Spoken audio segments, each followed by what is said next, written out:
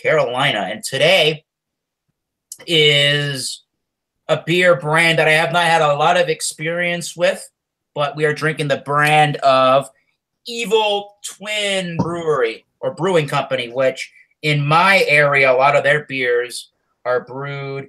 It says by Evil Twin Brewing, Stratford, Connecticut, and distributed by 12% LLC, Brooklyn, New York, which the Stratford, Connecticut lets me think that these beers are contract brewed over at Two Roads Brewery. Correct. So both William Kepley and Michael Komaroff have some information regarding the Evil Twin Brewery. What do you know, Michael Komaroff? Well, it's two brothers. The guy from Mikkeller, I don't know his name, but he's the Mikkeller? From Mikkeller. He's the non-Evil Twin. And the guy from Evil Twin is Jeppy, who lives in Brooklyn, New York now, and he's the Evil Twin. They're both from Denmark originally, and they compete. And he's the U.S. person. The other guy still lives in Denmark, but he comes here a lot to be with his brother, and they do compete with each other a lot on all these different beers. Gotcha. 12% imports started out doing mostly Belgian beers, and now they've spread out and they're doing a lot more stuff too. The distributing company that gets it out to your distributors. The middleman, I guess you'd say, from these companies. Sure. But they do contract brew. They used to do it in Westbrook in South Carolina. Now it seems like they're doing most of it in Two Roads. They're a gypsy brewer. They don't have a facility. And what information do you have on Evil Twin, William Kepley? That's a good term, gypsy. I know they're a nomadic brewer. In a sense, they're like the Pabst Brewing Company of the craft beer world. And they're a portfolio holder of beer brands, but they don't actually brew the beer themselves. Although Pabst has since, they have a small operation now back up in Milwaukee, but still they're basically a portfolio holder of a lot of brands of beer.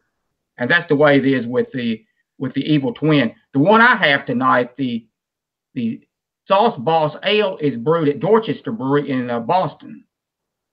Wow, I didn't even know they were brewing beer there at all. And it's on, and you can get it at the tap room at the Dorchester Brewery. It's $8 for a tulip glass for this beer.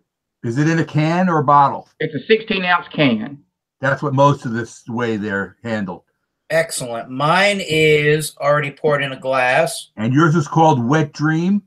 Wet Dream, everybody. I saw that one too. It is a orgasm of a beer. No, it's a brown ale brewed with coffee. It says brewed, like I said, it says brewed by Evil Twin, Stratford, Connecticut. 6% alcohol by volume.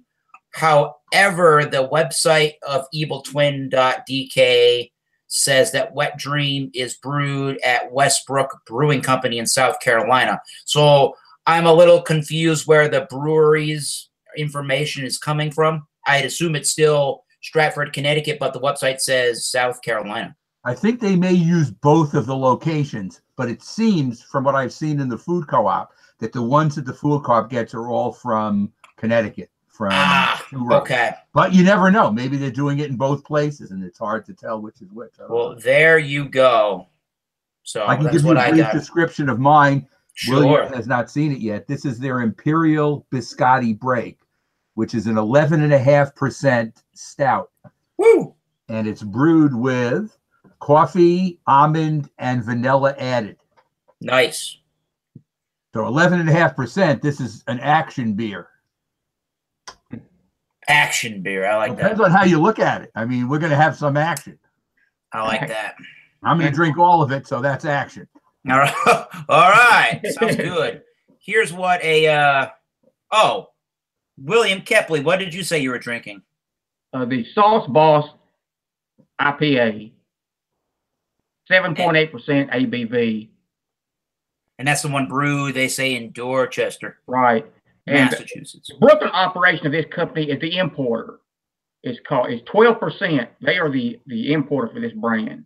And they have satellite breweries. I guess they probably use maybe 10 to 12. They're a global nomadic company. But the growth has been very fast for this beer, and it's been widely praised in many circles. Yeah. Eric, were you aware that there's a brewery in Dorchester? Yeah, there's a brewery called Dorchester Brewing, if that makes sense. Do they brew something of their own as well?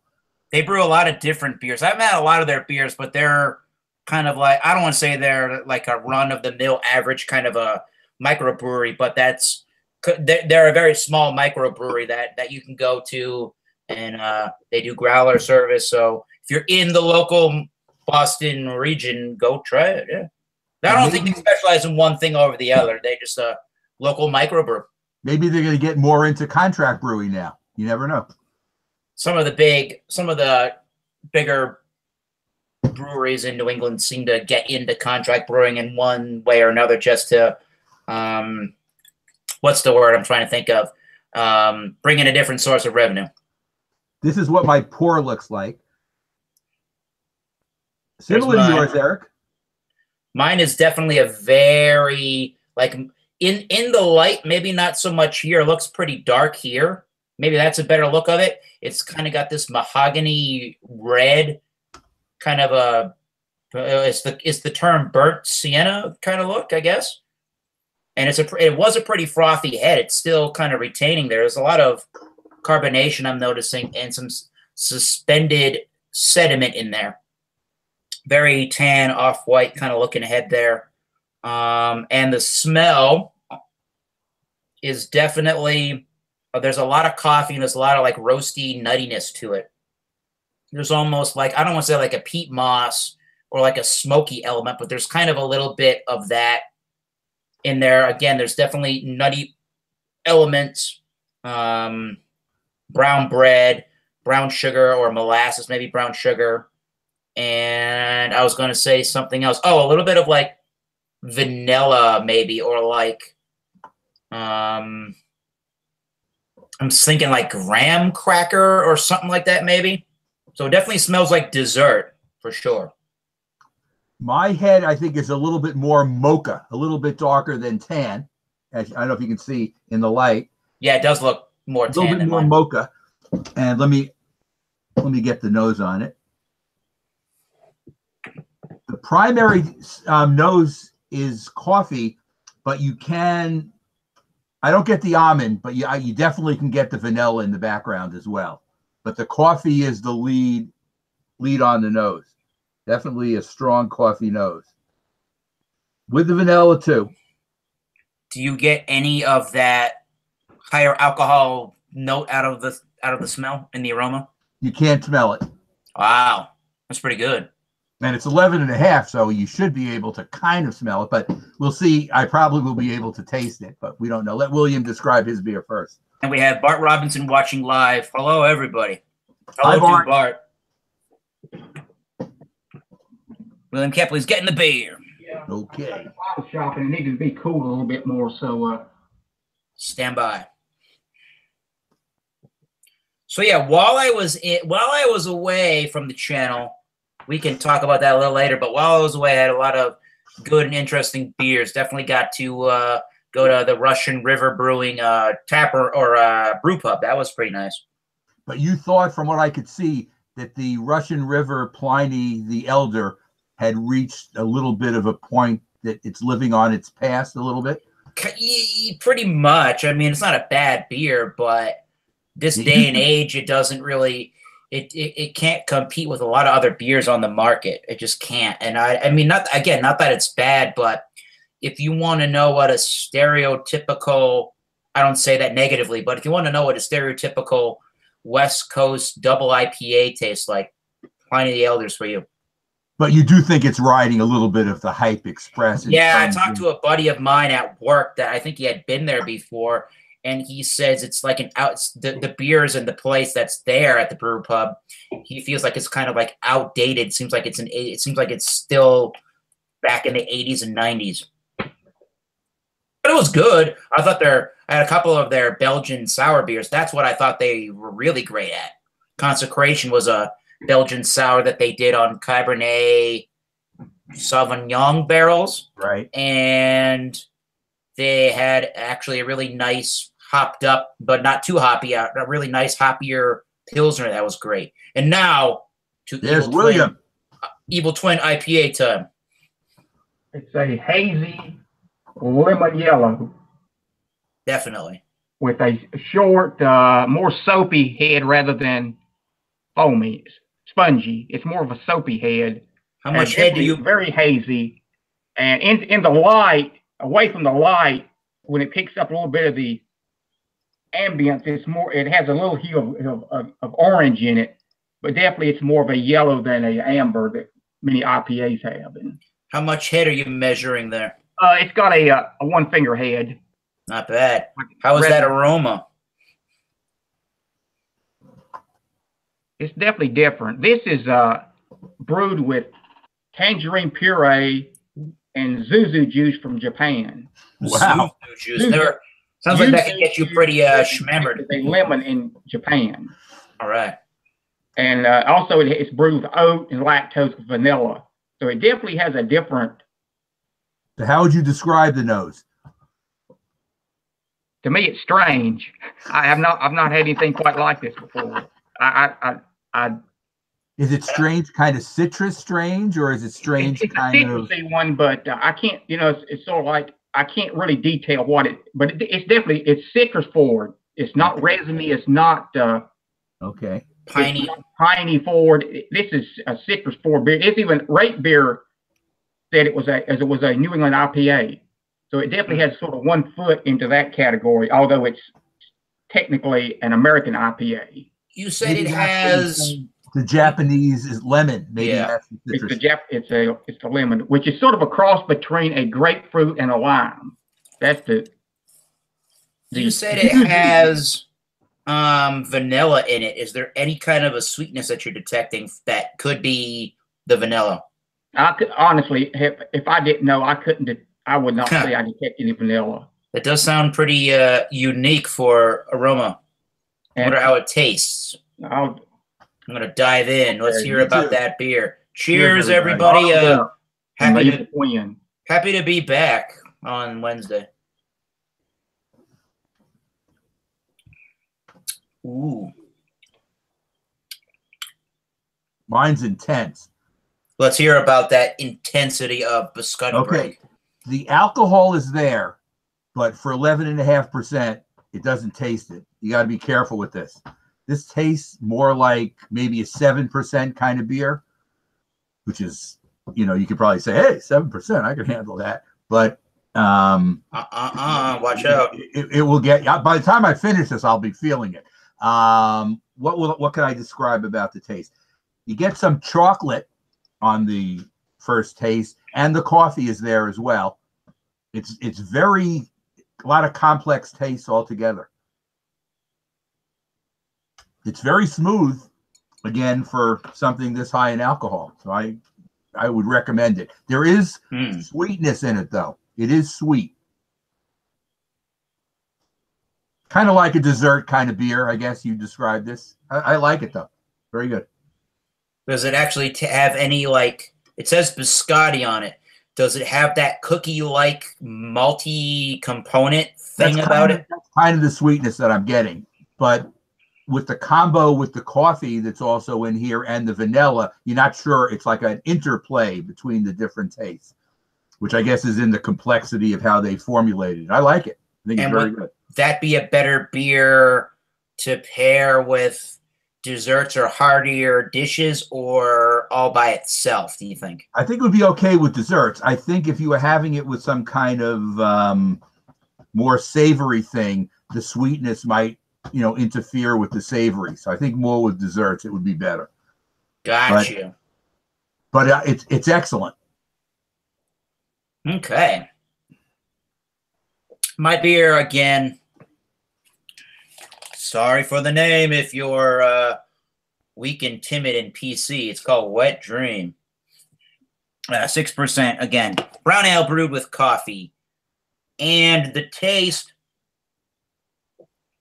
kind of starts a little bit creamy from that head. It's got some nice lacing to it so far. It's got a lot of crisp carbonation, which I don't necessarily, it's not bothering me, but I don't necessarily think that when I think of a brown ale. To be completely honest, brown ales aren't a huge popular style, but this one could convert people back to it. Initially, I'm getting chocolatey notes, like a darker baker's kind of a chocolate.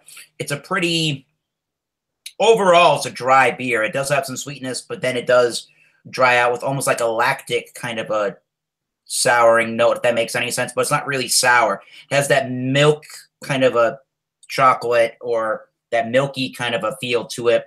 So there's a little bit of that baker's kind of darker chocolate in there. There's definitely the roastiness of the beans of the coffee note.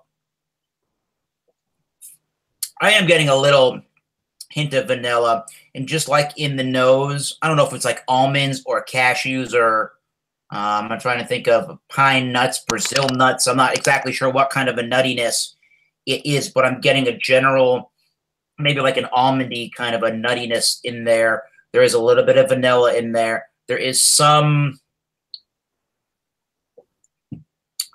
bittering in there. I don't know precisely how much IBUs are in this beer, or if Evil Twin mentions that on their website. They don't seem like they mention that.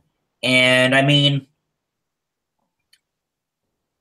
I think a lot of the bitterness is coming from the chocolate, or is coming from the coffee notes. A roasted coffee, if you just have it without cream or any sugar, you kind of get a bittering already in the beer.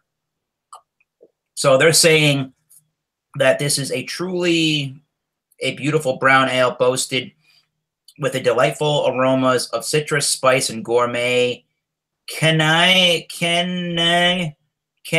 beans from the Coffee Collective Copenhagen. I mean, it's pretty good. It's sort of a little bit on the thin-bodied side, which is maybe the only thing that I can complain about.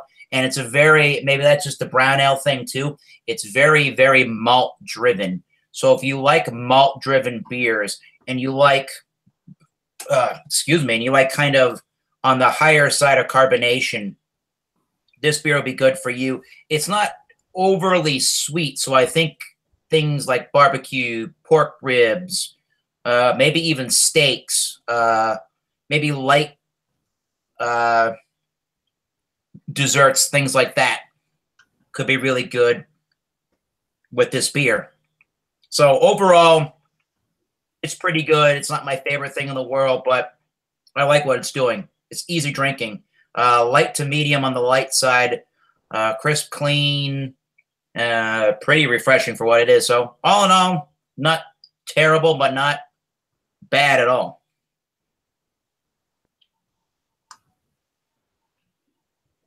William, you want to describe yours?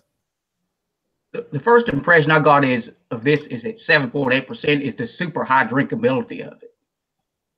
It's very, very drinkable, very smooth. I think for the addition of oats in this gives it a smoothness, a little bit of a creaminess to the mouthfeel. But at 7.9, it's very, and sort of more of a light to moderate mouthfeel. And this is really the definition of sort of like a summertime craft beer. And one thing I noticed is I've taken to the tasting these is to try to chew on it a little bit. And I was picking up that tangerine in there. It sort of separated itself from the other citrusy notes in the beer. So I was able to pick that up. But overall, you know, it is a little bit different. It's definitely a fruit. It's a juicy forward beer. Juicy, citrusy hop beer. Not a bittering beer. A lot we get the bitterness at the front, then a bitterness on the back end. This one is a juice forward. So I can see why that it would be labeled, as some would refer to it, as a New England IPA. Sort of 1 foot in each camp. But it's very refreshing, crisp, clean, refreshing. It's interesting because sometimes you frame these beers with what you've drank recently. The last beer I had was a Lagunitas, the Undercover Shutdown, the last beer I had, which is right in my wheelhouse. A very malty beer, but yet it had a pretty intense amount of bitterness to it. And then go from that to something like this. It was 9.6% ABV. This at 7.8, but this is nowhere near, you know, this is in a different ballpark completely. And it's interesting to sort of play one off each of the other one. Personally, I much prefer, I'm more in the camp of the Lagunitas, the undercover shutdown ale, for my preference of style beers. But this, I can't, it's fine. It's very refreshing, like I say. And today in North Carolina, we got up into the mid to upper 80s. When I came home from work, I had this, and now drinking it now, it hits the spot pretty good, because at 7.8%, it has enough flavor that you can drink it as a cold beverage. You don't have to be as concerned about it warming or something to get the maximum amount of flavor from it.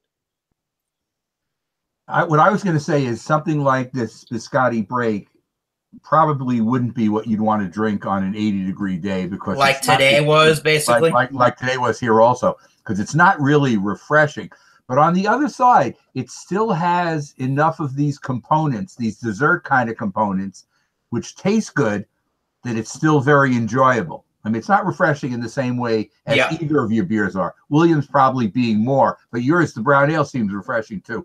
This is not refreshing. You wouldn't use that as a term for this. How would you describe the mouthfeel overall? I'd say it's medium. It's medium toward heavy, but it's medium.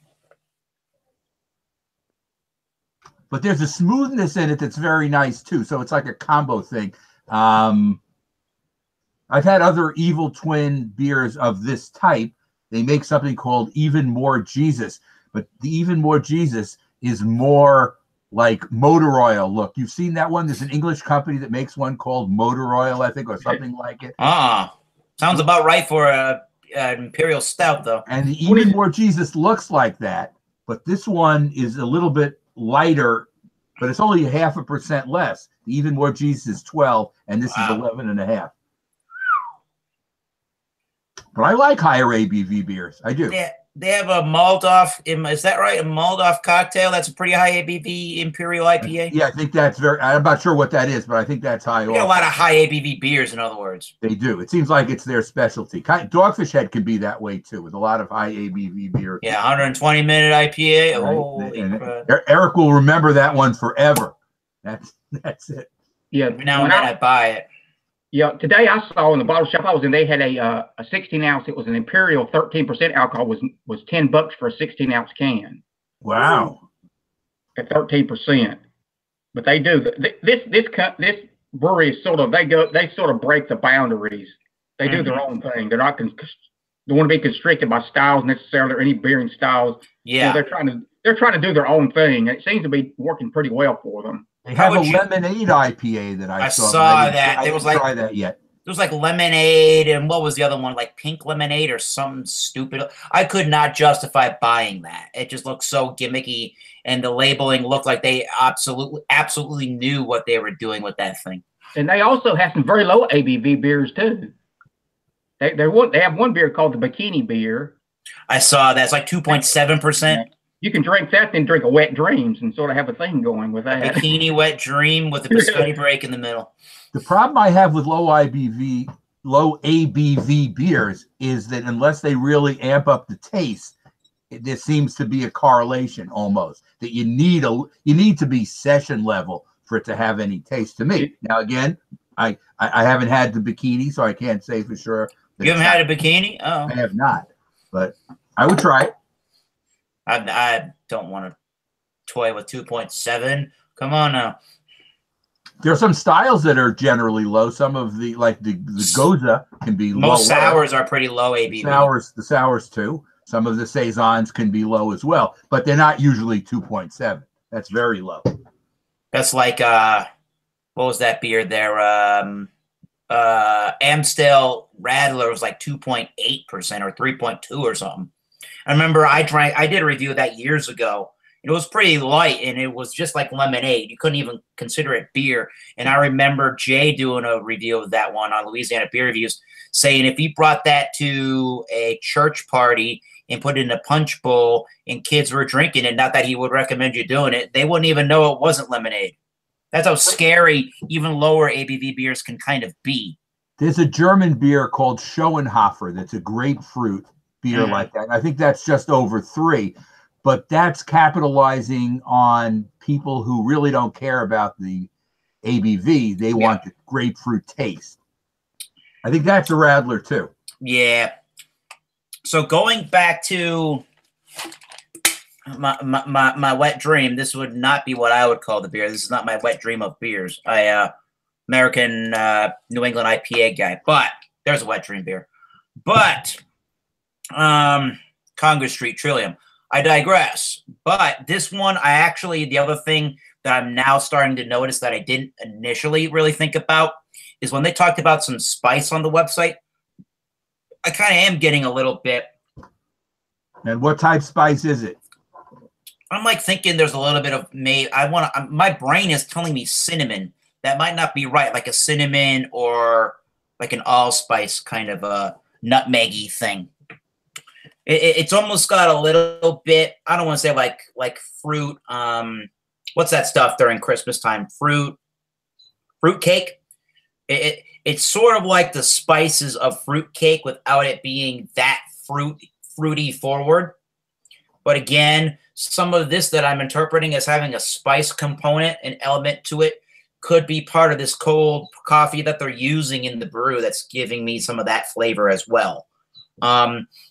Again, it's got some sweetness. It's got a little bit of like a milky lactic kind of a sweetness to it before there's a little bit of that coffee souring note, and then it dries. It's very thin, although I would say it's between light and medium on the light side, extremely carbonated. So in that regard, I'm not really used to a lot of brown ales, but I'm not used to really, really, really highly carbonated brown ales. So that's kind of throwing me for a loop a little bit. But because it's that highly carbonated, I'm thinking it might be doing a little bit to keep some head retention and keep it a little bit creamy and smooth. So the creamy and smooth thing I like a lot. And if you're a coffee lover, typically I am, this is the beer for you, definitely. That malty, like I said, vanilla and nuttiness in there in the background, maybe even like a earthy kind of a hop thing, if that makes any sense. But other than that, you're kind of, I don't want to say on it, and you're just drinking it. You might just think it was iced coffee sans cream and sugar, to be completely honest. So this is just like drinking cold coffee. So if that's your deal, there you go. In my brain, you had a question? I was going to ask you if the finish is similar to the taste that you're drinking through the beer, or is it a little bit different? No, it finishes just like coffee would without any cream or sugar. Okay. When I say it has that souring kind of a note, if you've ever had coffee without cream or sugar, let's say, or like a cold brew coffee where they just sort of give it to you looking like this, it has that kind of a finishing taste to it, where I say it's slightly on the sour side. The coffee sour kind of note. Sounds like that wet dream might be a candidate if you ever did a hangout like for oddball beers. Definitely. I don't normally think of brown ales and coffee going together, but this one, the brown ale, no fault to Evil Twin maybe here, but I think the brown ale note is so light in the beer that it's able to let this espresso that they're using from Kenya kind of showcase as the forefront in flavor. Speaking of oddballs, that Imperial Stout that I saw at the bottle shop may be the one that they age a day with donuts. Ooh. I think there's one that age for a day on donuts. I think there is donut in the name of the beer too, because I've seen that one also. Yeah, a donut aged beer. That's an oddball. I was a little put off by the $10 price tag for 16-ounce cans. No, that's expensive. Just to give you an idea, this one that I bought, this biscotti, was $2.52 at the food co-op for a 12-ounce, which I think is a good price for an 11.5%. Would you drink a donut aged beer, Bart Robinson? Let us know in the chat. I guess I would try it. I'm up for anything. I did a review yesterday of I think I showed you all on a link I did yesterday evening. I did a Red's Wicked Apple Ale. Now I would call that an oddball beer, and I had to drain pour that sucker. It was a whole $2.99 for a 24-ounce can. I drank maybe 10 ounces of it. I gave it a 65 out of 100. Which, to be completely honest, is very generous. The more I drank it after the video, the more I started hating that thing. At least this doesn't taste artificial and fake. That was very, tasted like fake apples with a wax coating around the skin. It was very weird. Which conglomerate owns Reds? It is Red's Brewing Company is a subsidiary of Miller Coors. Okay, I knew it was from one of the biggies. So that's how they put it on the website. They say it's a subsidiary of Miller Coors, and the website is like for basics and novices. Where I say that because they have an FAQ section. They're like, is this really a beer? Is this really an ale? Then they have a part of the FAQs where they go and say, what's the difference between ale and a cider? Oh, good Lord, people. This is not a fucking ale. I mean, cider. And they actually tell you. They tell you specifically that it is an ale because they brew it and it's got grains and it's got malt and they brew it. Our resident beer novice Gabriel would understand the difference. So it just shows you that, and he's not exactly an official, but yeah, I hit him up after that and he showed up and he wanted all my thoughts and opinions. He go, "You drink cider?" I'm like, "This ain't cider, guy." Oh, you mean ale? I'm like, this doesn't even taste like no ale. One thing he's interesting though. Mm-hmm. You got to hand it to these Evil Twin people. They in the first 3 years they brewed over 100 different beers, and all this without having their own brewery. So you got to give them an A for ambitious. The fact that they're continually to put out, and the one I'm having is a rotational beer too. It was just the press release for it was just a few months ago, and actually it's already off of their website. It's not listed, so they've moved on from it. But yet the one I got was, relatively fresh. But that I a little bit more to say about that. But I think the Wet Dream is a year-round beer. It says on mine it's batch number 006, 1526. Okay, William, what does 1526 mean? Okay, I might as well address this issue right now. Okay. Cool. It's ridiculous that a brewery like this, charging the prices they do, don't put a code date on the product. It's an insult to people who drink this beer. A batch code means absolutely nothing to the customer. And as I found out, it means absolutely nothing to the distributor either. They don't know what it means either. I mean, it's incredible. The lack of transparency when it comes to this issue for a brewery like this. A batch code. I know. What if a batch code on a gallon of milk? I know it's crazy, and they're trying to get more people to try their beer, and one way to turn them off is not tell them when the beer is canned. Tell them when it's canned. The irony of the situation is, a few years ago they actually did have a code. They used a Julian code. There was a couple of forums about this on Beer Advocate, and then they switched for some crazy reason to a batch code, and there's not even any consistency. The bottle shop I was in today, actually one did have a born-on date. The one right beside of it had a batch code. Wow, that's weird. Yeah, mine has a batch code too. So basically, I called a distributor, the one that handles all the beers here in North Carolina for Evil Twin. He said the batch code doesn't mean anything to us. When we go into a beer store, we check our invoice to see how long the beer has been on the shelf. Oh my God! Window, we pull it. So who does it? That your distributor is doing their job when you buy these beers. That's correct. What is the batch code even? What is the batch code in that numbering system even for? It's an internal data for the place. Dorchester Brewery would be the only ones that would know what that means. Oh, so the only one that would know what this batch number 006 and the number 1526 would be the people that brew the beer in Stratford, Connecticut. Then, or doesn't know what it means. He told me he didn't know. No, that's weird. I don't like that. If they go to the bottle shop or wherever they put the beer out, they'll check their invoice. When did this place buy this beer? If it's like 6 or 7 months ago, they'll pull it. So you got to trust in this wonderful 3-tiered system we have. You have to trust everybody along the chain. Yeah. See, one good thing about my food co-op, there's like a beer buyer, and then there's a person who takes care of the beer shelves. There's 2 different shelves, one with cans and one with bottles. If the beer guy who's outside dealing with the shelves sees a beer sitting for too long and he knows the shelf, he'll just go downstairs and change. So he'll give the beer back to the distributor. But you know what the problem is? I wonder if they get credit for that beer or not. See, they may get burned on some of it because. Well, they might lose some money, your co-op.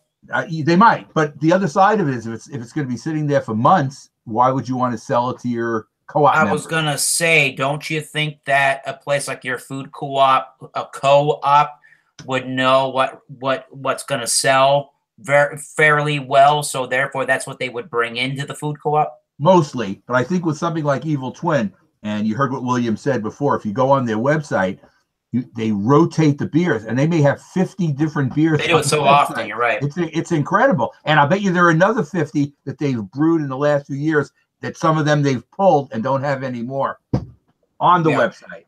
But what I'm saying is the beer buyer at the co-op will look at what the distributor is giving her, and she'll choose the one she wants, but she can never be sure how they're going to sell, I guess. But it's amazing, the fact that the importer didn't have any information about this. I emailed them. The importer, 12% in Brooklyn. It's like they'll point. Well, you got to get that from the distributor. It's like pass the buck. They're point figuring at each other, and the customer is in the middle of this three-tiered system, just sort of lost because the distributors don't consider the drinker their customer. Their customer is the retailer. See, I think that. And I've been dealing with probably these Evil Twin beers for maybe 3 years now, maybe a little bit more. And it's funny, there used to be a place in my neighborhood called Beer Table. And I met this guy, Jeppy, one time. He was there. And this is when he first came to Brooklyn. And he was talking to us about what he saw as his beer vision. And his vision was to be a gypsy brewer, to brew all over the country in different breweries, and hope that his beer got the accolades that his brother at Mikkeller, is it called Mikkeller? McKellar was doing, and his brother's at a little bit of a disadvantage because they're not really as much in this market. But now, from what I understand, they're at Citi Field where the Mets play with some kind of specialty situation. Talking about Evil Twin or McKellar? McKellar. Yeah, I went to a McKellar bar inside of San Francisco when I was there last week, and I thought it was pretty. It wasn't in like the nicest of neighborhoods. There was a homeless camp outside of the bar, which kind of turned my folks off. But when we got inside the place, it was pretty nice, and they had a lot of beers. Their beers are brewed either in Copenhagen itself in Denmark, where the brewery started, or they actually do a ton of brewing at their facility that they have in San Diego. And I think it's just LA and it's just San Francisco that are the only two places that have McKellar bars in the United States. So that's kind of interesting that they have some McKellar bars at Citi Field where the Mets play. That's cool. Here's my can. I like the look of that. They have interesting cans too. The can design is interesting. And this is a stamped on label. It's not a printed on label. That's very New England IPA looking to do that with that silver looking can. You feel the difference in the texture between the can and where the label starts. Yeah, I don't have any clue what this can is supposed to look, how the can design got to where it was, and more or less why it's called Wet Dream. No clue. What is your? You already showed yours. My can looks similar to yours. It has the diamonds like yours does, on the side, but it's brown and kind of like brown and orange. I think basically they're basically what they all seem to similarly do is to catch your eye when you're walking by the beer shelf. You can definitely notice an Evil Twin beer right away. Well, the owner of Evil Twin also owns a bar called Torst, T-O-R-S-T. Never heard of it. He has mostly his beers, but it's funny. He has a couple of Mikkeller beers there as well. I guess he loves his brother's stuff, so he has some of that too. And he also has other 12% brands in there as well. So obviously the 12% thing is kind of like a coordinated effort to sell those beers. If you had to rate, we had to get to ratings of beers. What's your thoughts at this particular moment in time on your biscotti break? I'm going to give it a 94. Whoa! All right. I really like it, which I think it's bordering on an A+. Maybe it's not. Maybe it's just an A, but it's on the edge. You have some experience with that beer, correct? Yes, I've had it before. I like it. I really do. And I would say it's an A beer for sure. The sweetness is not cloying.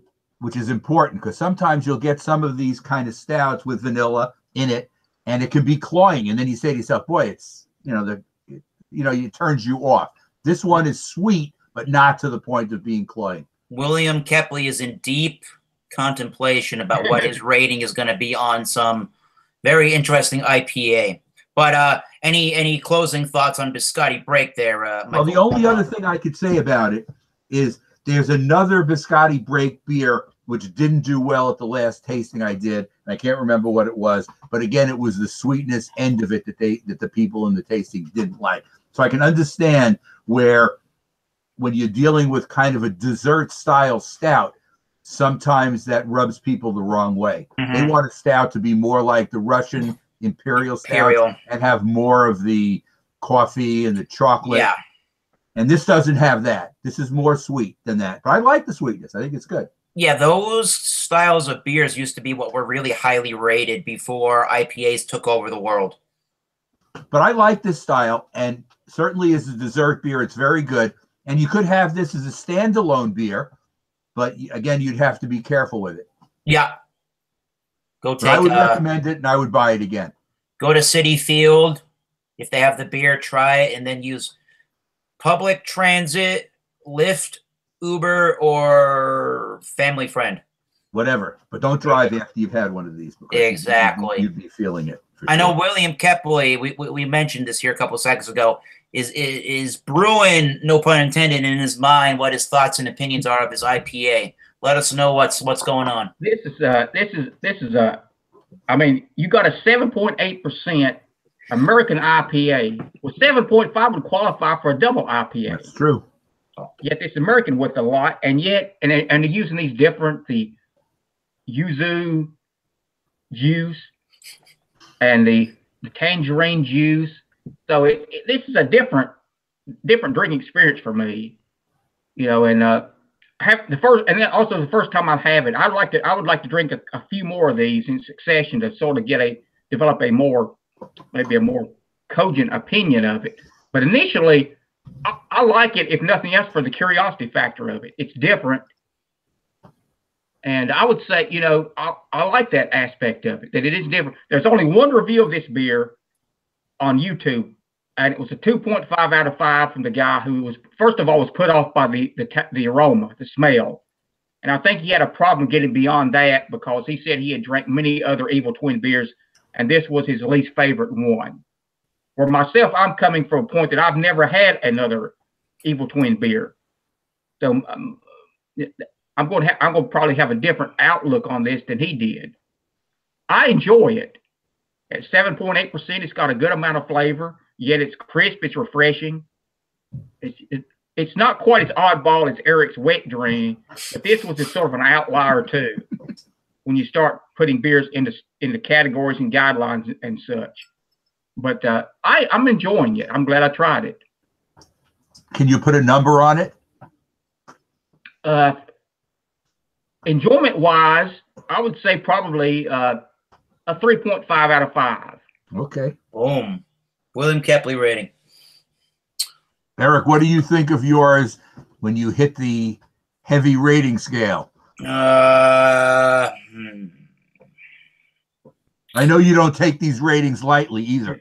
No, I'm not the huge, is that a word? Let's change that. I'm not the biggest fan of receiving a wet. Oh, wait a minute. I'm not the biggest fan of the beer Wet Dream. A number, huh?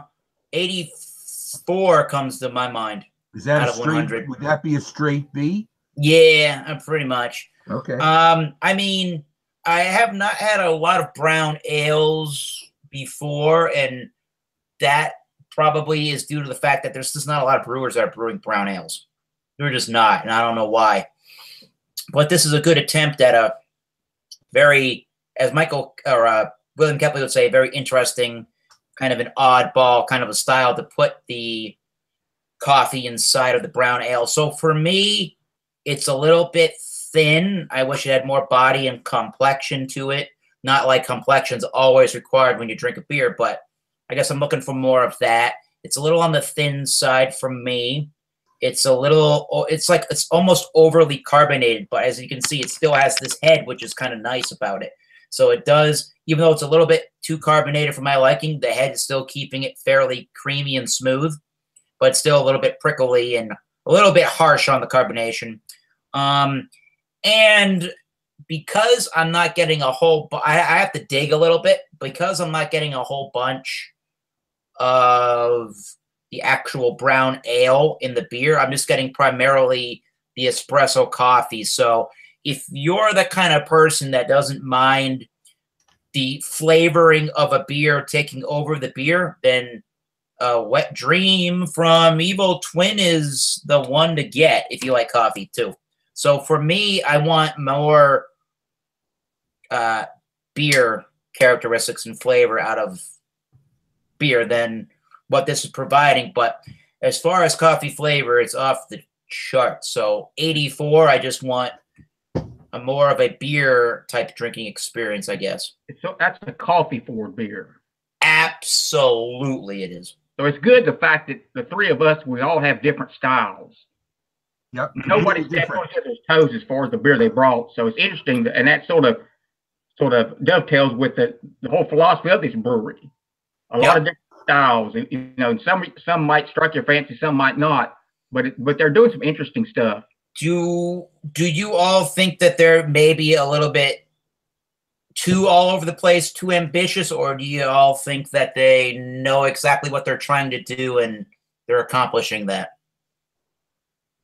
I guess what's your thoughts, Michael? The ones that I've had before, these beers seem to be mostly good or better. So they don't really, I haven't had any yet that were bad. So that's a good thing.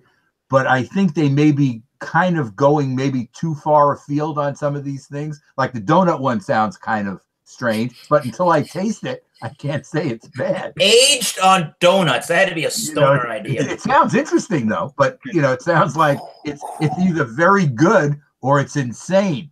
But until you try it, I mean, how do you know, right? I don't know. I can't say. You can't say it's bad till you taste it, I guess. I know I rail heavily on that Founders beer that was made from mangoes. I think I've mentioned this several times before. It was called Mango Fantastico, and it turned into a drain pour for my friend and I. It was awful. It was awful. We smelled it. It smelled like garbage. We tasted it. It was awful. And it came in one of these 25.5 ounces with the champagne top, or it could have been a regular, maybe it was a regular 22 ounce bomber. But whatever it was, my friend spent a lot of money on it. And he said, I don't care. This is awful. So maybe mangoes and beer just don't go together. I don't know. I've tried a couple and it just didn't. The Twin hasn't tried mangoes as far as I know, but that's my point about mangoes. For me, they seem like they do a wide variety of things, and hopefully there's something that tickles your fancy, no pun intended with the Wet Dream beer here. But oh god. But rim shot. Rim something. Yeah, anyway. Geez. But yeah, walking by the liquor store yesterday and going through the beer shelves and seeing that weird and odd looking gentleman that's on there. They got like these lemonade IPA things, like half iced tea IPAs or whatever it's called. And it's got like these weird, like stone drunk looking people on the can just kind of going, well, yeah, this seems like a gimmick. It looks weird. Like a $12 six pack for something that's supposed to taste like lemonade. Yeah, I'm all set, thanks. They sure have a great ad campaign when it comes to the look and names of their beers. So I guess what is it, Michael? They seem like they do a lot of different flavored style beers. Is that right? It seems that way, and they do, like I say, just in this stout division between the Biscotti Break, which they have a few, and the Even More Jesus, which they have 4 or 5. They're almost trying to corner the market on just taking a beer formula and then adding extra stuff to it at the same alcohol and seeing if you like the main beer or you like the additives better. William, if you can get some of these stouts, I think you'd like them as well. Yeah, they're quite well represented in my areas. I found out quite a few different ones. You know, I could have bought one and have a different one for every day this month. Yeah. But I'm glad I tried this one. I looked at the Wet Dream because I was wanting one at a certain price point. You know, the first time I ever had one of their beers, and I didn't want to splurge too much on it. But but you know, we're talking about the different styles. That craft beer is still in sort of a Wild West mode. There's going to be a shakedown at some point. You continue to move forward, or there may be a retrenchment to where you want to maybe go spend more a little bit attention to the classic style, so to speak. Mm-hmm. Right now, to distinguish yourself, make you stand out from the crowd, you know, you have to sort of try some things. Some will succeed, some probably will not succeed. But that seems to be the nature of the way things are right now, because the craft food drinker, they like to try a lot of different styles. They're not really loyal to any particular brewery, any particular style. So that encourages brewers to sort of keep moving forward to try to, you know, push the envelope, so to speak. So I think, you know, and eventually, I mean, how far can you go? Now we're into donut age beers. I mean, how far can it go? It's really going to be fun to see. It just sounds so stupid. I mean, but it's going to be fun to see. There may come a point when there may be a little bit of a retrenchment. Let's get back to some of the classic styles. What's next? We're going to make I don't know, a Flanders red ale that's aged on pixie stick dust. I don't know what. It's interesting to see. Eric, it reaches the stage of craziness where you say to yourself, until you've tasted it, you don't know. But it sounds nuts. Yeah. Even the people that make Not Your Father's root beer now have Not Your Father's bourbon, and it's made with natural vanilla flavoring. So I mean, anything that you can think of is being thought of to this day, I suppose. You're right. But yeah, keep an open eye, because think of years back when a guy was sitting at a bar chugging down a Budweiser, that there would be beers with all of these ingredients we have now. That's true. You never would have thought that. Absolutely not. You're crazy. Well, could you have, when you were a young drinker, when you were first drinking beer, could you have perceived of the thought of craft beer, quote unquote, as a philosophy ever? I mean, I could never have imagined it. Never. I sat at a bar and I drank Rangold and Schaefer, which are local New York beers. Yep. For 15-cent drafts, believe it or not. Joe, how far I go back. But I never would have perceived the point where you're going to be spending. How much did you spend for that Dogfish Head 120? $10 and maybe 50 cents. And that was just one 12-ounce beer, which you didn't even like. So it just shows it can't always be good, right? That 15 cent would have bought you a McDonald's hamburger at the time. That's true. So, but also, Eric, when you were at these bars, you'd have 2 or 3 rounds, and they would buy you one just to show you how cool things were. Jesus, that would be a PR nightmare right now. No, I'm saying, when's the last time in a craft beer place they brought you around? It probably happens, but it doesn't happen. It doesn't happen often. Special event occasions, maybe at the brewery. You know, like a special event, maybe then you can get something. You're right. Yeah, the can of the Wet Dream that I got, I believe it was $3.49 just for the single can. I'm not going to say like I felt my money was wasted. That's beyond what I think about the beer, but am I going to conclude with saying that I would buy this beer again? No, I probably won't buy the beer again. Would you buy another Evil Twin beer to try, though? I would not buy the lemonade. No, I don't blame you. Beers, but maybe I might try some. I think you might be on the right track of either maybe more stouts. I guess I kind of know them. My experience, and I always forget to ask this initially, what's your experience? I got to remember this next week, but my experience was hearing about and seeing beers on the shelf called Maltov and Maltov Light, and seeing these high ABV Imperial IPAs and going, wow, that is a. And then they had beer called Yin Yang or something, where I was like, these are high mother effing ABV beers. Holy crap. Those are both 10%. One is an Imperial Stout and one is an Imperial IPA, and they want you to mix them to show the yin and the yang of the brewing. And it's interesting, they both stand better alone. I've tried it. They both are better standalone beers than mixing it. That was my I don't know if that combination is so hot anyway. Imperial Stout and Imperial IPA. It doesn't meld well. No, but that's my experience early on seeing them at the stores. Is going, they make some high ABV beer. What the heck is this all about? They have something called Dookie, and it has something a Green Day album. It has something to do with the number 2 thing. In other words, doo-doo. And you'd have to talk to Jeppe. Wait a minute. There's a beer called doo-doo? No, it's called something Dookie, and there's a reference to it. So, all grown up, going to be 30 on Sunday, and I'm already laughing at poop jokes. All right. But you'd have to find out from Jeppe or some of the people at Evil Twin what it means, because I don't know what it means. Hey, but Jeppe. Hey, that's it. Eric, when you come to New York, you and I will go to Torst and have a few beers there. I've never been to New York. I might have to make a trip over there one of these days. Damn it. I mean, I hate the Yankees, but you're not horribly far. You're 5 hours by car. I hate the Yankees, but I'm all right with the Mets, even though they beat us in '86. That we got over that. I'm a San Francisco Giant fan. I don't know if you can see it. I'm wearing a San Francisco Giant. And got my Giant shirt. You got that at your Metallica. How was Metallica? One of my coworkers. So at 47 brand where I work, the stadium sales VP. I asked him because I knew Metallica Day was a thing that they did with the San Francisco Giants, and we make apparel and hats for it. So I asked him if it was possible to get tickets to that event. So emailing the Giants people and found out I got 5 tickets for that event. So I went with the parents on vacation, and I met up with our sales rep that I actually was on orientation with when I started last August. He's the sales rep for Northern California and Las Vegas, of all things. So went to the game with those people. That was pretty fun, yeah. A lot of good beer over there. We did Anchor Brewing tour. Went to Russian River up north.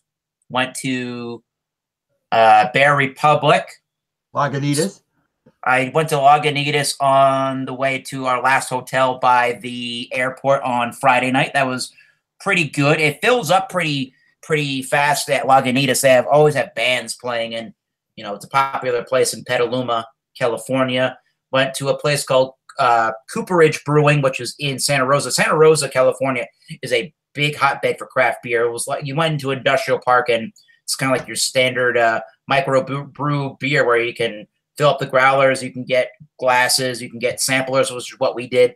Pretty good stuff. I went to a place called Fog Belt, which is brew pub, tap room. They make their own beers there. Pretty standard, but all right. I'm trying to think of what else did I go and taste. We went to 21st Amendment before the Giants game. It's literally right down the street. You just walk there and you get to AT&T Park. That was pretty good.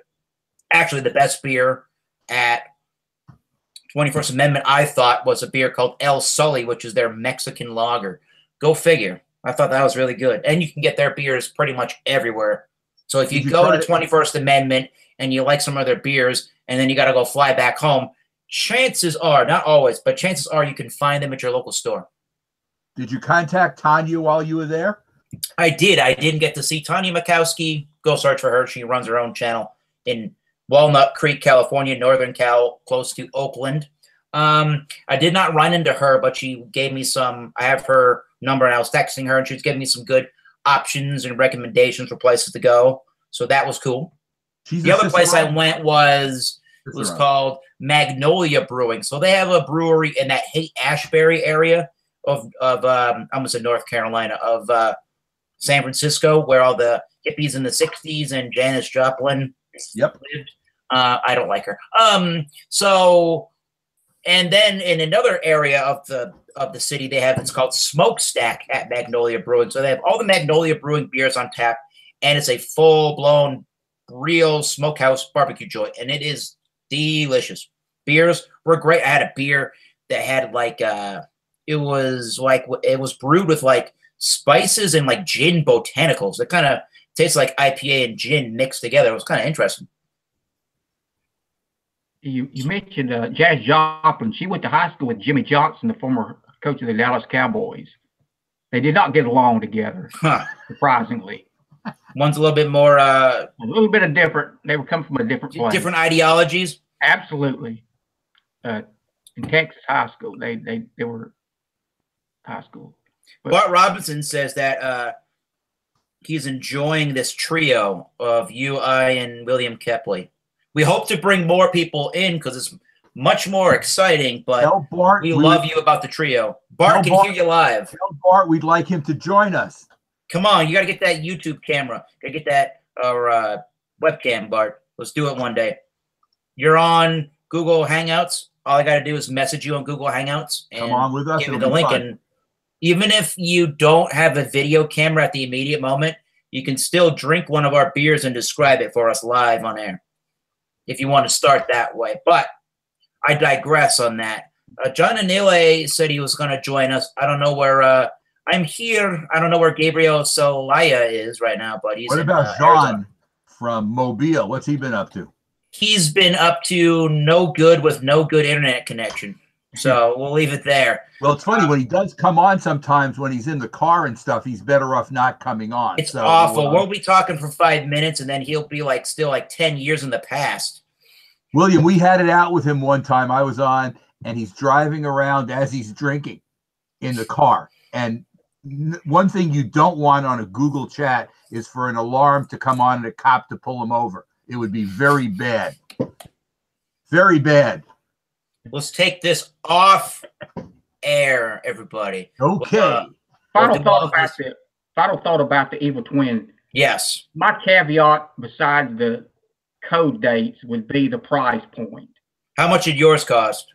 A 4-pack of this was $21.99. Oh, you bought a 4-pack? No, I did not buy them. I bought actually cheaper than if I bought 4 separates. Their pricing was crazy. It was $4.99 for a single for 16-ounce can. I could have got all 4. I could have picked 4 singles up there together and priced each one. It'd been cheaper than buying the 4-pack. Damn. But still, $4.99 for a 16-ounce can for me is pushing it. And you don't know when it was brewed and canned. There probably are something at a lesser price point would be maybe just as interesting as this. Yeah. So, but when I give a rating, it's strictly for the enjoyment that I get or what I think it tastes like. I'm not detracting points from the lack of a code date and the price point, but I will add those in after the fact that it would probably discourage me from maybe trying any more of their beers, at least until I would get some more information about, I would like to see more transparency as far as the code dates. And the price point to me is a little prohibitive. But I'm sure that as far as the taste was, I would enjoy a lot more of these beers because they are, to me, that's interesting. The portfolio of the variety they have in their beers. I actually think, and maybe it's because I've been exposed to so many of their different beers through the food co-op. Also, they have some which they've done through Whole Foods. In other words, where they've done the brewing for Whole Foods of an exclusive beer. It's what they call the Even More Denmark series. And that unfortunately was, I used that beer again in the same group when I had my group in early April, and they killed that one also.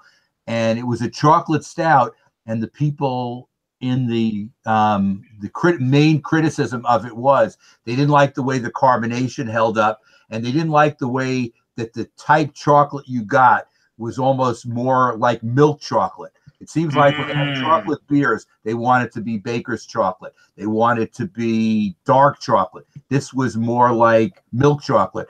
And I spent a lot of money for that bomber, like $9 or $10. And it just goes to show you, you can't always get a good beer value when you buy a bomber. You think you're getting, sometimes you do. This one was not that good. And it's funny, I'm doing another one tomorrow night at my house. And the main guy who's been competing with me is not coming. So I may pull some of the stuff that when I get my collection of stuff together to do, I think his name is Doug. It's not the same Doug from Jay. It's a different Doug. And he's a recent guy, and he brought the chocolate Samuel Smith a couple of times ago, which is a good beer. I've had it before. It's not like he shocked us. but for some reason that night, everybody loved it. I like it. It's a nice beer. And then this last time he brought something from a local brewery in New York called Single Cut, which is in Astoria, New York. You may see some of their beers before. You may see some of it up there. Yep. It was the weirdest thing I ever tasted, but everybody loved it. And he's like upstaging me, but he's not coming tomorrow, so I may pull some of the stuff I was going to do, because I have another one coming up in June, and maybe he'll come. But what I was thinking also, why should I do something for one person? There are 8 other people coming tomorrow, and I want them to have good stuff too. So I'll have to look at my overall picture. Yeah, that's cool. Yeah, my overall opinion is probably like William Kepley, where they might just be a little bit too on the pricey side, like $3.49 for this big old can of just beer is nothing that I want to keep going back and forth to. But since they make a wide variety of things, that could be both a positive and a negative. That could be a positive because maybe there's something out there that I haven't had from the company that I will end up liking. But then again, maybe that's a negative because they might not necessarily specialize or do any one beer style really, really well, and they just kind of are all over the place. Well, I would like jack of all trades, master of none. I'd like you both, though, to try one of the stouts, only because you may feel differently. That's how good I think. That's how good I think this is, and the Evil Twin, Even More Jesus is in the same category. It's a different series, but it's very good. All right. Well, definitely we'll look forward to some stouts in the future from Evil Twin. So to conclude on this before we leave, and before we go off air, the next couple of weeks, I've scheduled out the rest of the month of May. So next week, since I'm still on my California kick and whatnot, we're going to do California beers next week. So if you want to write that down, write these down. Next week is California beers. And then the week after that, it's a William Kepley special. Is it? Isn't it Beers of the South? That's the I see what you did there. Yes, I chose Beers of the South. I already drank my Beer of the South last night, thanks to my good buddy Nacho Dave. I must buy that beer again. It was a really good craft beer I found from Florida. Go figure. So I'll buy that beer again. And then in 3 weeks, what do we have in? At the end of the month, we have Kona Brewing Company beers. I know, not the most glitzy and glamorous beers, but I think a lot of people can get their beers because who they're owned by, the conglomerate that owns the Kona beers also owns the Red Hook beers. So a lot of the Kona beers, and there's a Red Hook brewery in Manchester, New Hampshire, or Portsmouth, I should say, New Hampshire. All the Kona Brewing Company beers are in the continental 48 states are brewed at Red Hook Brewery. So they should be pretty easy to find, in other words. I'll start looking for it, but I haven't found the Grolsch yet for Tyler's Friday. I haven't. It's not available. I found out it's not distributed in North Carolina. So what? That's weird.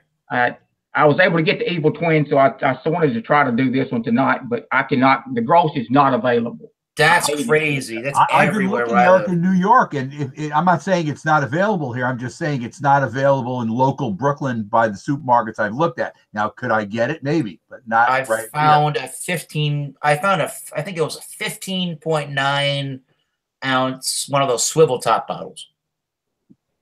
I might come even if I don't have it as an observer, and then just drink something else and just tell Tyler I wanted to be along for the ride. So I might. Tyler Mansell is our other good buddy that joins us on all this.